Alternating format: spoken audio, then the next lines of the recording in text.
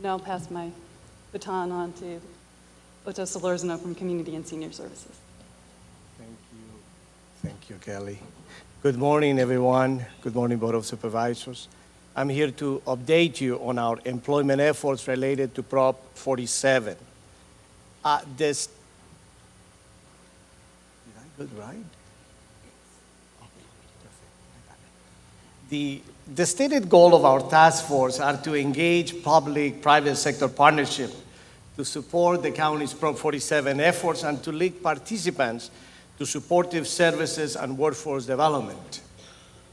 In order to accomplish the intent of the motion, we have established as a short-term goal linking friendly employers to the reentry population. By friendly, we mean employers that delay questions about criminal history until later in the hiring process. Many individuals in this population face significant barriers to employment and will require significant additional services. Our long-term goal is to establish, to the extent possible, a comprehensive workforce system that includes wraparound services for individuals that have been involved in the criminal justice system. So let me begin with our short-term goal, which is linking the reentry population to friendly employers. So who are these employers? As you can see in this slide, over 100 companies have signed the White House Fair Chance Business Pledge. This slide shows you some of the companies with presence in Los Angeles County. These companies have stated publicly that they have adopted policies that provide applicants with a fair chance to get their foot in the door and be considered based on their qualifications.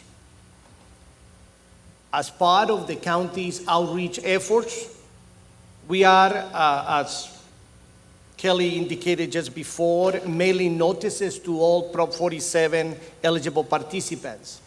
The mailer will include information to link individuals that have employable skills to companies that hire individuals with prior criminal records. For our long-term goal, we have established 4 work groups. These work groups have brought together multiple organizations and individuals to work together to establish a plan that will be presented to the board later this year. The task of the private sector engagement work group on top of this chart is to expand the number of companies in the county that ban the box and to connect our reentry population with these friendly businesses. On the right side, the funding and sustainability is charged with accessing grants and funding to support the county's efforts. On the lower side, the Transitional Employment and Supportive Services Work Group is charged with linking employment services and supportive services as well as transitional employment. And the last one, which is the public sector employment, this particular group is charged to see how we can leverage the billions of dollars pumped into the economy by governmental institutions to support employment for this particular population. And in the area of public employment, allow me to highlight an area of discussion in this work group. The county, the 88 cities in the county, and agencies such as Metro and Caltrans, and many other public agencies hire thousands of individuals, and they also award millions of funds to contractors. Public funding can, and from our perspective, should be leveraged when appropriate to support employment for this particular population. I would like to acknowledge the significant contribution of the LA Chamber, and more specifically the leadership of Mr. David Rattray, Executive Vice President of Education and Workforce. Mr. Rattray, along with Dr. Margali and now Judge Espinosa, have been and will be the leaders of our task force.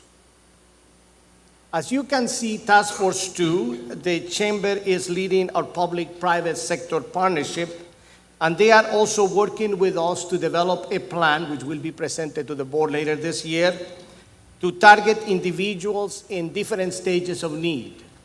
Some people will need transitional employment, some will need training and education, some will need supportive services, some will need all of them in order to achieve long-term employment. As you can see in this chart, a lot of work has taken place to organize the structure of these 4 groups. I would like to acknowledge Mr. Larry Thompson, Executive Consultant at the Chamber, and Heather Birdsall, Director of Smart Justice and Business Education Coalition, for their work on our task force. Both of them have devoted hundreds of hours to support the work of our task force. With us today is Mr. Larry Thompson. He will provide a few remarks to your board to highlight the importance of our public-private partnership. Mr. Thompson. Thank you very much, Otto, and thank you to the Board of Supervisors for your leadership in this area. Would also like to thank Supervisor Solis for asking David Rattray to chair this task force. Unfortunately, David could not be here today, but I'd like to make a few comments relative to public-private partnership that we've developed. The Los Angeles Chamber of Commerce was founded over 125 years ago to be the voice of business, champion economic prosperity, and affect the quality of life for all residents throughout the LA region. Our aim is to build an inclusive, thriving local economy by developing partnerships and career paths that support equal access to education and employment. With an eye on dismantling the school-to-prison pipeline, we began working with Lenore Anderson and the Californians for Safety and Justice, among others, to transform California's criminal justice system. We were one of the first business organizations in the state of California to support Prop 47. Now the Chamber has a smart justice team dedicated to dismantling the school-to-prison pipeline, supporting in-custody education and job readiness programs, and helping connect the reentry population to education and employment opportunities.